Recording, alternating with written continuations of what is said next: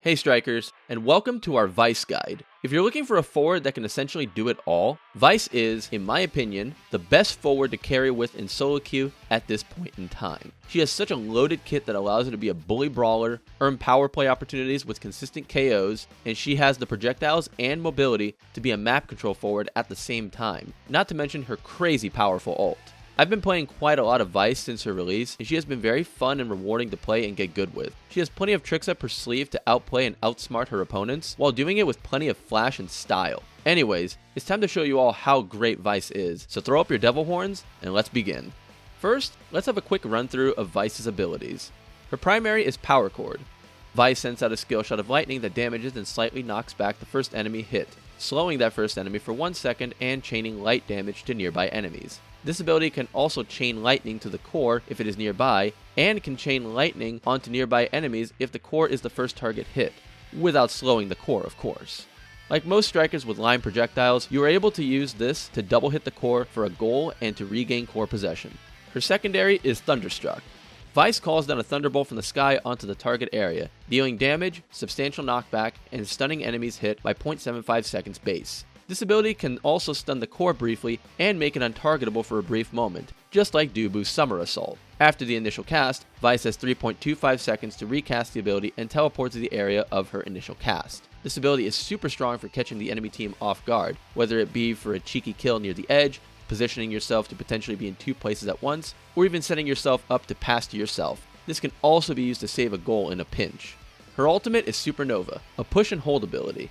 Vice starts to rock out and gains 100% knockback resistance. During the channel, the wave around Vice increases in size and power for 1.25 seconds, and can be held for a maximum of 2 seconds. You can choose to release the ability at any time prior to the 2-second maximum.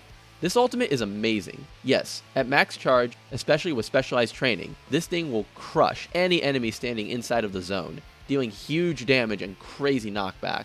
Opposing strikers can just go elusive if they have it available, so I like to catch them by surprise and look for an ult when they're skirting the edge of the map, and you can get a quick half-second channel for a sneaky KO even if they have elusive available. This ult can also be used on the core for a maximum velocity core shot to surprise an unsuspecting enemy goalie. You can use this as a defensive tool to clear your goal if your goalie goes down. If used correctly, you can zone out the enemy from crashing your net and buy time for your goalie to respawn. Just be mindful that this ult has the longest cooldown in the game at 45 seconds, so make sure you get value out of it when you do use it. So with Vice, you want to use her basic abilities to try and establish core control. Try to use your primary to knock the core out of the enemy's possession. You can either hit the core directly for the most power, or hit an enemy near the core to slow and stagger them while still hitting the core with a light hit. Keep in mind that you will still damage enemies near the core if you hit the core first due to the chain lightning effect. Remember to be on the lookout to snipe an unsuspecting enemy near the edge of the field for a KO. And, like I mentioned earlier, don't forget to also use your primary to try and double hit the core past the goalie.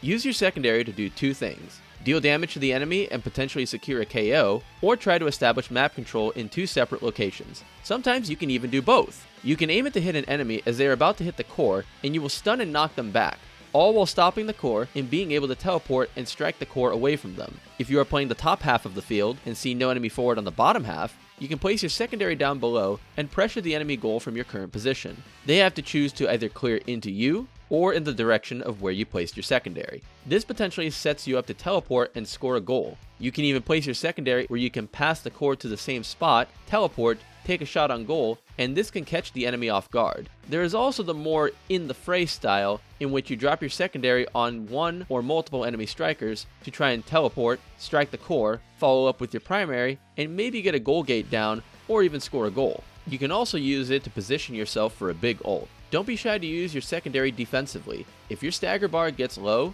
you can use it to retreat and maybe grab an orb. Now, I know it may be tempting to fully charge Vice's ult all the way, but you mainly want to look to charge it for between half a second to 1 second. Her ult still packs plenty of punch at this amount of charge, and you may be able to catch enemy strikers with it before they can react with elusive. As I mentioned earlier, your ult can send the core flying away from you at a very high speed, so keep an eye on potential angles to open goal gates and score goals. You can also use your ult as a zoning tool. If your other forward has good pressure on the enemy goal, and maybe your goalie is also playing a bit further up to help, you can channel your ult to clog up even more of the field so that there's really no way out for the opposing goalie. It's also a great way to gate off your own goal for 2 seconds in an emergency. I thought I would give you guys some actual in-game footage of me doing some of the things and the techniques that I had outlined. Here I am in a game, and just a quick little play-by-play. As you see here, I mean, I could use my right click to try and kill the Era, but I probably wouldn't be in range to do it, from that angle especially.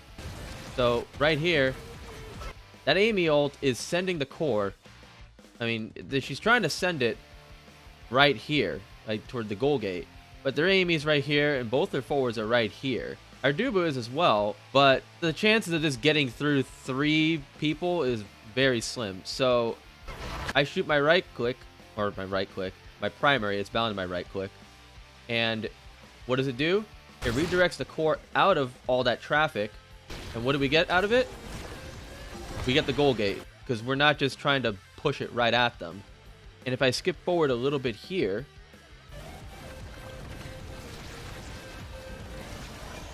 the core is going straight to the Era, right? I have my primary ready to go because I know she's going to hit it, and I try to time it so that I hit her, and because Chain Lightning will hit the core as well, I end up hitting her and the core at the same time.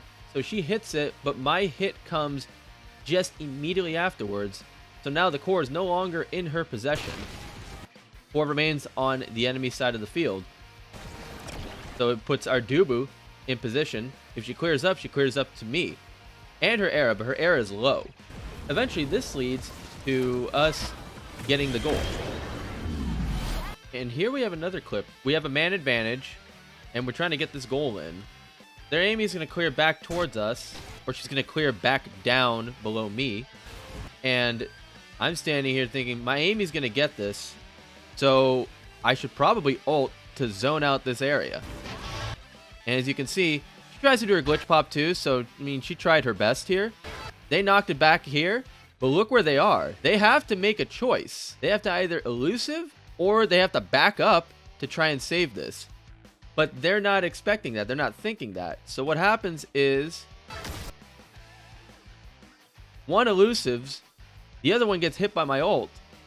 And because of that, neither one of them is able to save this. This is what I'm talking about when I say use your ult as a zoning tool. They had to back up and clear up. That was the only way they could do this. But they probably weren't expecting me to ult right there. So they were caught off guard. And we got the goal because of it.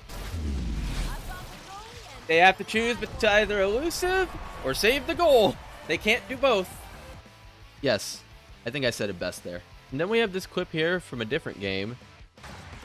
We start the round, try to get control of the core, ends up on our side.